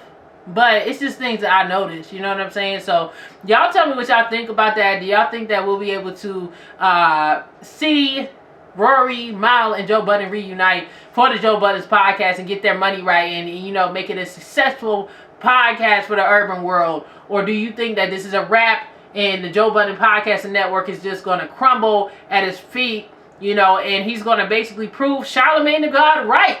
You know what I mean? I mean, it's a lot of people that don't want to see you winning, Joe Budden. And honestly, I feel like if you collaborate with academics, it's just going to show that you can't be successful on your own, man. Prove them wrong. Prove them wrong and get your team back together. Because if not, there is somebody else that's definitely will, and they're going to come in and they're going to try to take over. And that's just what it is. I got to look in the camera. And that's just what it is, Joe Budden. Okay? Okay? Alright, thank you. So let's talk about the slap that was heard around the world when Boosie Badass smacked this man in a corner store, okay? Now, he paid this man $555 to get a good old smack of his face because he's working on a music video with the baby. Now, this is not the part where this part gets interesting in this podcast. It gets interesting because Boosie done got his Instagram page deleted again because he decided to post the video of him smacking this man, okay, who didn't seem like he was in his right mind. He had to be a drunk or whatever. He pimp slapped the taste out of this man's mouth, okay? If I can, I'm going to throw the video clip up in here, you know what I'm saying, just so y'all can get a good view of it, you know. But he smacked this man, okay? He pimp slapped the taste out of this man's mouth. Pop, pop, pop, okay? And he paid them $554. Little Baby threw in a tip of $54. Boosie paid $500, but that was still kind of shady for the baby to say, oh, here's $54. Like, dude, you could have gave him a full $100, $200, you know? But anyway, the baby and Boosie was working on a music video. The scene required for him to be, you know, talked to, a drunk come over and talk smack about him. So he just hired a random person at the time, gave him a $500 tip afterwards, and they walked out. Now, it was all fun and games until Boosie posted the video on Instagram, and Mark Zuckerberg, whatever, as he calls him, Mark Zuckerberg, that's what he calls him, okay? That's not what I'm calling him, but that's what Boosie called him, Mark Zuckerberg. Remember he was on there begging to get his Instagram page back? Well, he made a new Instagram page, put that up, made it go viral, and Mark Zuckerberg deleted his other Instagram page. Okay? And now Boosie is out here talking about something. He's willing to pay $200,000 to Facebook and Instagram, the people that own Facebook and Instagram, to get his freaking old page back. Like, dude, like, just honestly, give it up, bro. You better off just, honestly, Boosie, just get a Patreon account or something. I don't know. Like, Patreon, they let you post whatever you want and people pay for it. Try Patreon, Boosie. I think that's going to be better for you, my man. I don't think Mark Zuckerberg really likes you, and I feel like he's just waiting for one thing just to suspend your account. And even if it was a scene from your music video and it wasn't reality, I guess they felt like it was harmful to the community, whatever it was. But all we know is they shut you down, man. Y'all really got to see that video. I might put the link to the video at the end of the video, at the bottom of the description, and then y'all can see it. But yeah, Boosie just be out here doing the most. And I just find it funny that he was complaining about getting suspended, and then he gets a new page, and then that page gets suspended because he put that video up there. Is they like targeting Boosie, or should Boosie? This is what I'm saying with these hip hop artists and stuff like that. Yeah, social media is important to grow your brand, but you know, how about you make your own platform, Boosie? How about you make your own app or something? I don't know. I'm just trying to throw out suggestions. Now, if you make an app, social media app, make sure you give me my credit. You know, you can give me a little investor's credit for real, because this is my idea and I'm trying to give it to you. Because clearly Mark Zuckerberg, as you would call it, not that I would call it, Boosie, I'm talking to you directly, he don't really like you that much, and he keep on trying to delete you off of their platform for a particular reason. Now, you know, and you know, the last time he got his page deleted, it was because he was doing stuff like, yeah, I'm going on Instagram Live and asking girls to expose themselves for like $5-10 that he wasn't even paying. Allegedly, they wasn't even paying the girls, okay? But yeah, so Boosie, hopefully hopefully you get that right, all right? And that all works out. Anyway, but yeah, besides that, y'all, man, you know, I've been over here trying to build this platform, this podcast in general. It takes so much work just to like sit here and build this media work and get this news out to y'all. Y'all have no idea. Like right now it's almost 3 in the morning and I'm recording this because I'm just trying to make sure that I have more than enough content for YouTube, because anybody that watch YouTube, they know that is the hardest thing you can ever get is get kicked into a damn YouTube algorithm around this bitch. So I've just been really focused on putting together content, quality content for you guys, for stuff that you can watch, and basically turn this into a network and try to go through different news briefs and stuff like that for everybody just to get along. Hopefully this will help me get more subscribers, and I hope that you guys, when you see my videos, you leave some comments, you leave a thumbs up, something, because it takes a lot to build and create a network, especially on a YouTube platform and stuff like that. And it's hard for us, especially black podcasters and YouTubers, to really get and garnish the viewership those to our other counterparts, and that's more so in the pop realm when it comes to podcasting and media and everything else. Black media is hard to really cross over, and what I'm trying to do, my goal is to eventually cross over, but my first thing is to try to get into my urban audience members, my black audience members, and you know, I want everybody to listen to what I'm doing, but I would really feel honored to have my urban listeners out there supporting me. And when I say urban listeners, I'm trying to include not only my black people, of course my black people, but Hispanics, you know, it's all people. Urban people mean people that love urban culture. And that could be people of any diversity, any race. And that's what I'm trying to do with this show. That's what I'm doing with this show. So if you guys support it, just hit the subscribe button, man. If you guys made it through this podcast right now, you guys like what I'm talking about, then go ahead, don't play or hit the subscribe button. You know, I'm a woman trying to build a brand here. I'm doing my very, very best to build this media brand and working my ass off, okay? So this ain't easy. This ain't light work. This definitely ain't light work, man. And did y'all hear that Kendall Jenner has a freaking stalker, y'all? Yo, listen. It was just released by TMZ, okay, that a man basically threatened to shoot her dead and came across country trying to kill her. And instead of them locking him up in prison and pressing charges for stalking and possibly pondering a murder, these guys decided to put this man into the crazy house, and he's supposed to be about to be getting released. And guess where this happened, y'all? In the good old city of LA. Like, I mean, seriously, like, What is it over there? What, you know, it makes me just want to stay away. I went to Los Angeles one time, and honestly, I'm just like, how the crime is over there. I'm just like, I'm not interested in coming back. And I noticed something is that in a lot of the larger cities since this pandemic has started, the crime rates have gone astonishingly high, especially when it comes to robberies, people doing crazy stuff, stalking folks, stuff like that. Didn't we just talk about Beyonce getting robbed earlier in this podcast? Now we got Kendall Jenner out here, and these are big name people, like with big networks, like, you know what I'm saying, from like billion-dollar families out here being targeted. And it's like, I mean, this literally has lowered the playing field. Like, anybody's accessible, and that's what it just looks like. Now, let me just read this story right here about Kendall Jenner and exactly what happened, man. All right, so Kendall Jenner is getting a protection order for from a man cops say wants to kill her. Okay, like present tense, still wants to kill her. Okay, because they never actually locked him up.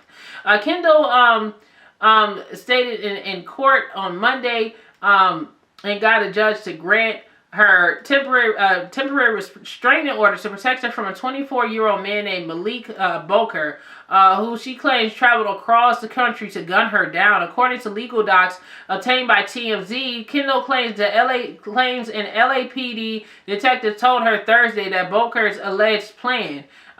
She says police told her that Boker planned to buy an illegal firearm to shoot her and then himself. In the documents, Kendall claims police told her that Boker is being held in a temporary psychiatric hold at a local hospital in a psychiatric ward, but it warned her that he would be released soon.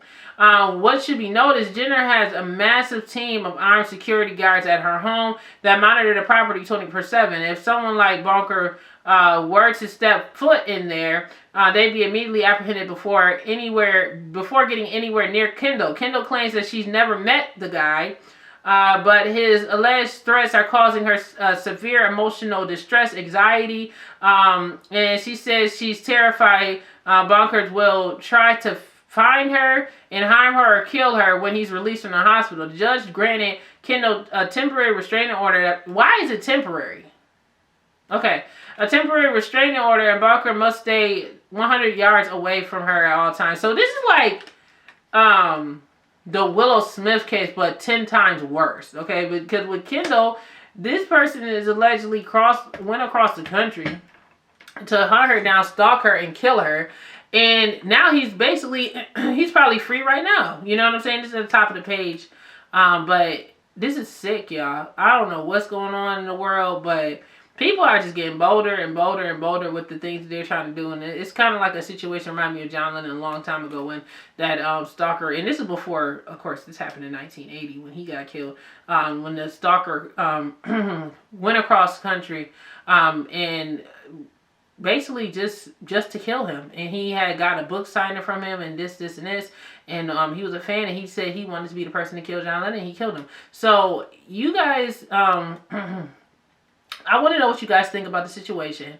But yeah, I feel like for some of a lot of these celebrities this year has been very much a reality check in the past year that, you know, the levels of the playing field has been equalized because of this entire pandemic. There's a lot of people that's been being, you know, stalked, you know, people getting robbed, you know. I mean, when you're getting into a year where there's people like Beyonce getting all their stuff stolen and robbers coming after them, yo, like, I want to know, it got to be something much deeper going on in LA, you know, what is going on? And these celebrities, like I said, if I was a celebrity, I would be moving the hell up out of there because it just doesn't seem safe. And even if I was a pedestrian, just a regular person with a lot of money, I probably would make a plan to leave and try to go a bit unnoticed and undercover about my valuables and stuff, man. Because there's like people out there that's just looking to rob people, okay? People, you know, we in a pandemic, you know, it was already bad, but it's even worse because millions of people are still unemployed because of this whole pandemic. You know, it's just a damn mess, y'all. Like, it's not getting better anytime soon. It's really not getting any better anytime soon. Okay?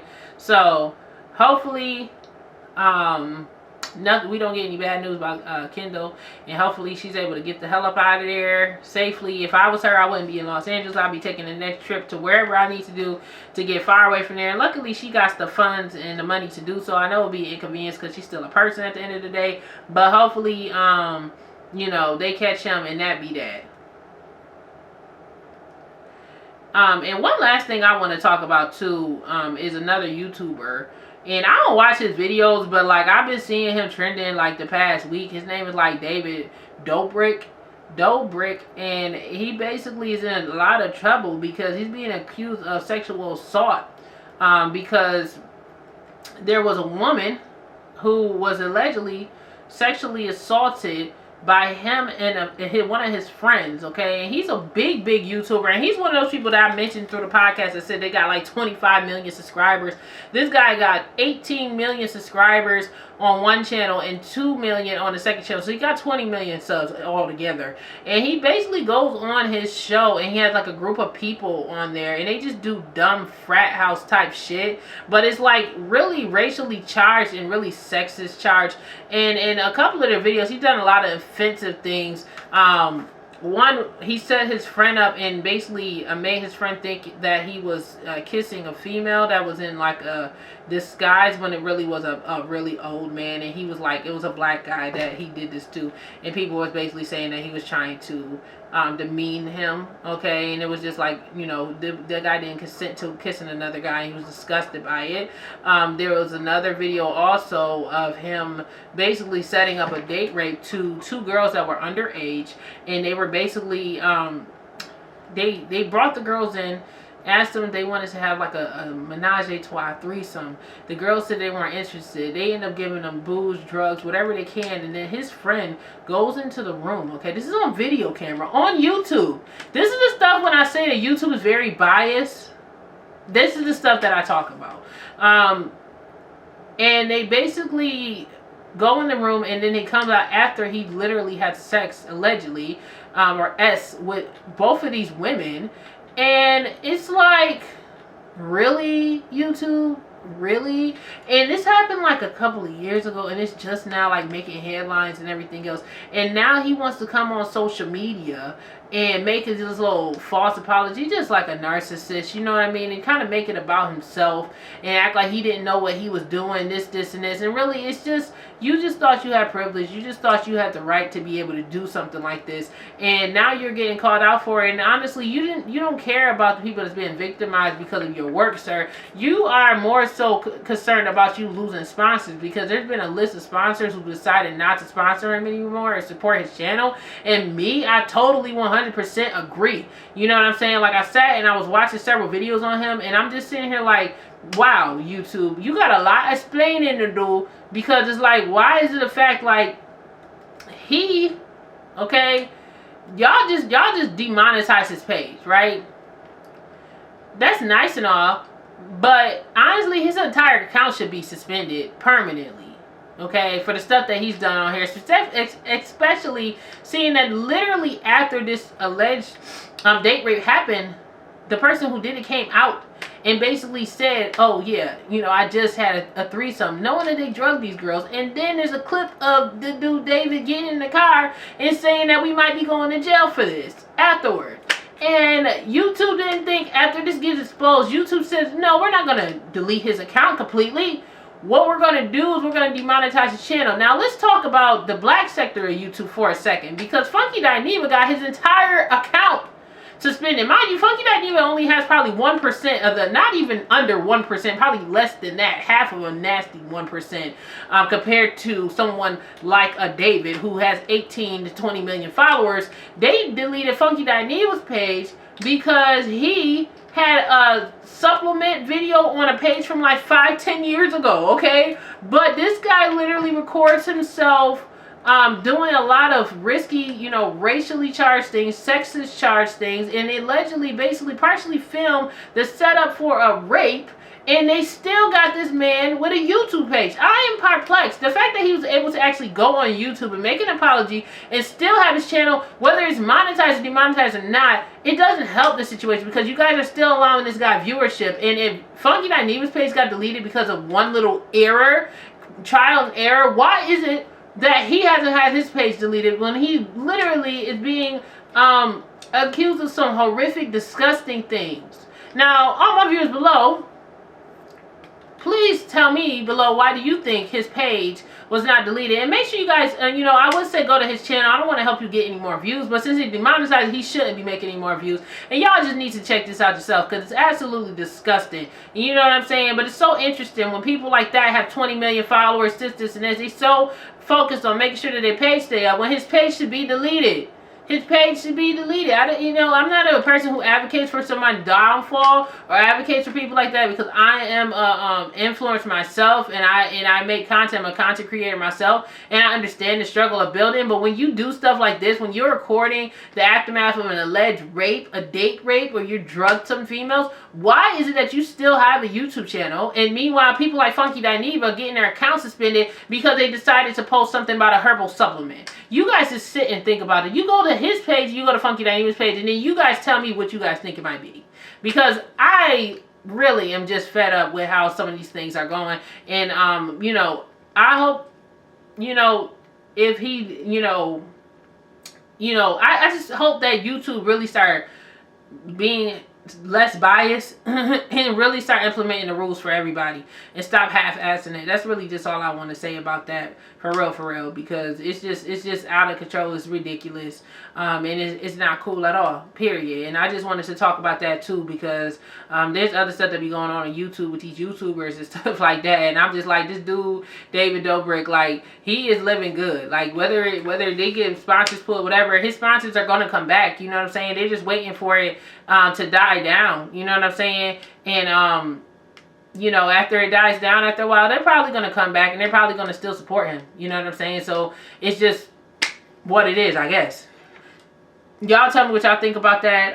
Y'all, if you are a person that subscribed to David Dobrik, I hope you unsubscribe. I don't know, but it's just not. It's not right. What he did is not right. Period. Like I said, I'm never an advocate for YouTubers to lose their money or anything like that. But if you're going to delete Funky Dineva's page, his page should also be deleted, because this is absolutely disgusting that you can film a date rape and still be able to make millions of dollars off of it. And this happened 2 years ago.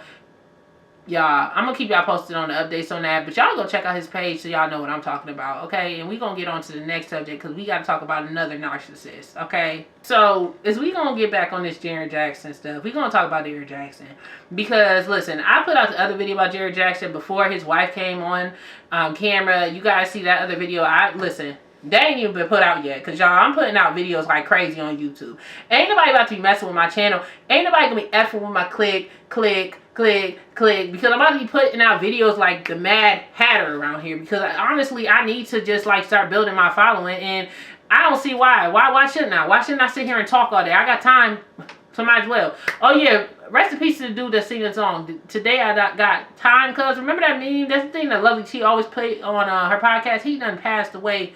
Big shout out to him. He died last week. Somebody killed him.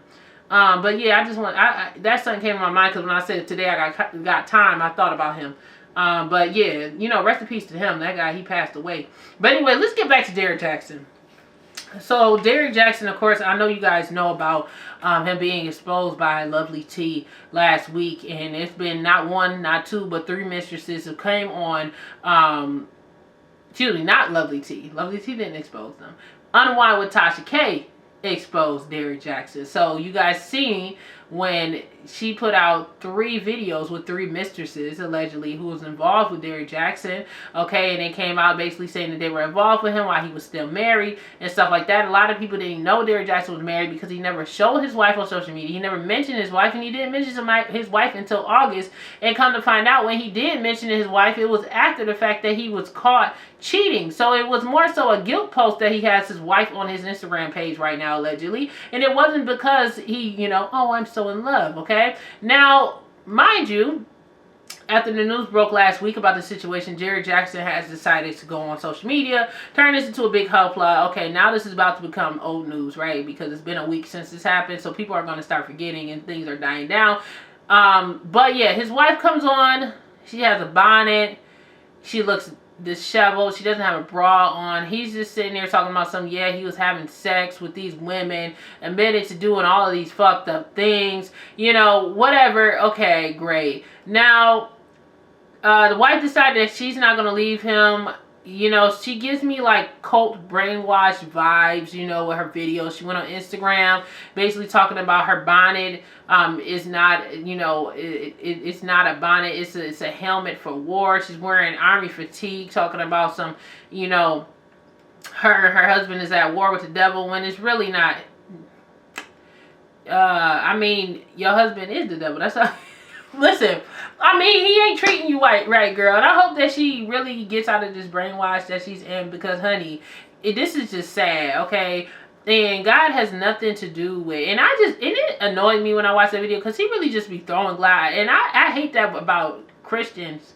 And certain people that's religious in general, not Christians, but I guess they're pushing the Bible as Christians, right? I hate when certain people of certain religions this is just a general thing. This isn't coming at anybody's religious beliefs or anything like that, but I'm just talking about how people use religion as a weapon and really weaponize their religion and try to blame their wrongdoings on the devil, or say that God is going to fix the bad decisions that they're making, when we have the power of choice as human beings. And this is basically all I was seeing, was Jared Jackson basically using religion to continue to brainwash his wife, who at this point, she's been so brainwashed by her religion that she don't even care anymore. She's in a desperate situation. She's literally a desperate housewife, and she just want to say that she got a man. That's the whole thing I was getting from the whole ordeal from the video. And then, to add insult to injury, okay, after they get off here, Derek Jackson says, "Oh, I've been faithful the past 6 months." He's only been married to this woman for 4 years, but he's been with her for about 14, 13 years, and he's been cheating on her allegedly the entire time.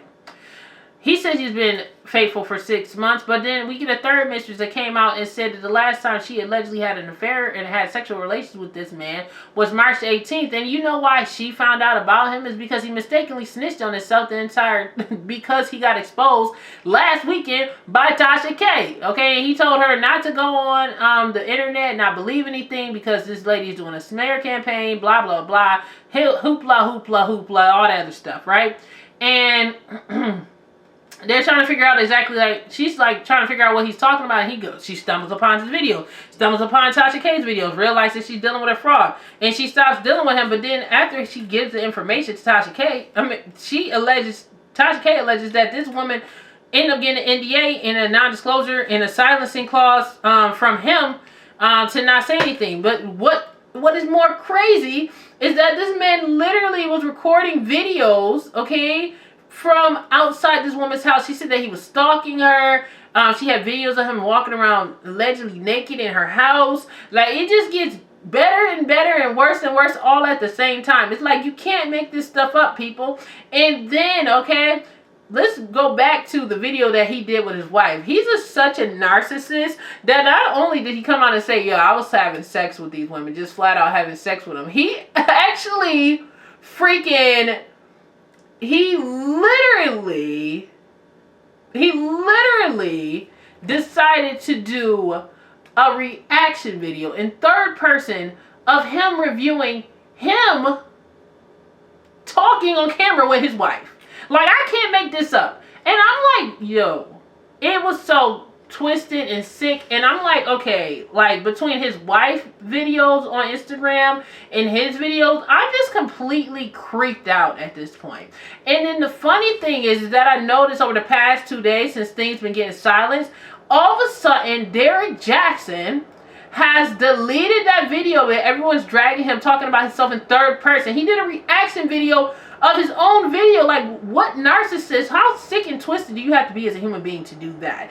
And then, if you go on his Instagram page, he's now pushed the live that he did with his wife to the back of his page, so it's not on the front, so everybody can slowly forget this. But we're not going to forget this Jared Jackson, and I feel like anybody that supports him needs to unfollow his page now. I'm not going to say deactivate his page, I'm not going to say that, but you shouldn't support him. I wouldn't buy any of his book. He is a fraud, and this is a problem. This is a big, big problem, because a lot of people saying oh, there's nobody perfect, this, and this, but this man was trying to push it like he was a perfect person. He was trying to down other black men and other men in general, trying to give out points when really the reason why he was giving this out, because he's allegedly, from my perspective, he was telling people to avoid men that are like him. Okay? You know what I'm saying? And his current mistress that's been signed to NDA, I'm definitely praying for her, because she sounded like she was afraid. You got to go on Tasha K's page to see all of this. All of those videos got over 1 million views. Big up to Tasha K for sure, for making that happen. I mean, Jesus, the lady is brave for exposing people like this. You know what I mean? But yeah, you know, I just feel like, wow. And you know, I could smell the BS a mile away. I started watching his videos a long time ago. I think I watched his videos when he first got on the web, was breaking. But then after a while, I was just like, this dude is a clown. This dude is a fraud. Like, there's no way anybody is this perfect. And it just hit the fan. And then even TJ Jakes got involved and was commenting and calling him out and stuff like that. But all I know is, I wonder if you know what he's doing right now? He's doing the, oh, let me be quiet so everybody can forget. You know what I mean? That's what I'm getting from it. I hope black women in general just stop taking advice from these fake relationship gurus, because all they do is go on social media to feed off of y'all low self-esteem. Like, for real. This is a joke. You know what I'm saying? And honestly, my thing is that, ladies, if you guys don't feel right about yourself, get a certified psychologist and handle that privately. Don't go on these social media looking for these people who's walking around with tight t-shirts on and gray sweatpants trying to sell sex and pretend to be single when they're not, and take advantage of women like yourself.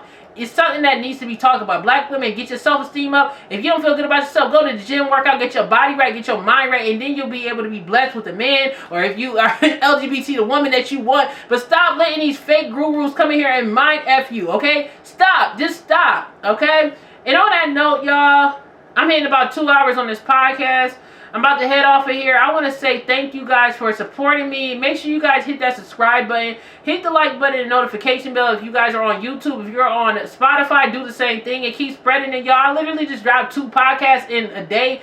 This is episode 53. I'm dropping episode 52 and 53 in the same day, because I have a lot of content that I owe you guys from the past couple of weeks. It feels like months since I've been away, but I'm working, you guys. I'm working very hard to put out content, and I want to say thank you guys for supporting. And also, shout out to Line Arb Back Down, bro, for your comments. I see you, and I'm going to start giving shout outs to people that supporting me.